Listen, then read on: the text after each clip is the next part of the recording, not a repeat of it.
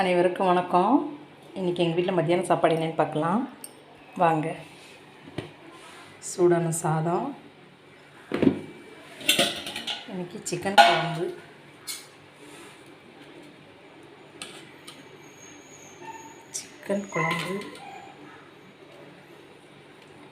Chicken குழம்பு, ரசம், தயிர் வெங்காயம், முட்டை மசாலா,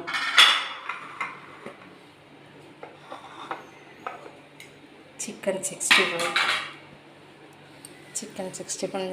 சிக்கன் லாலிபாப்னு சொல்லலாம். இதுதான் இன்றைக்கி எங்கள் வீட்டில் மத்தியான சாப்பாடு.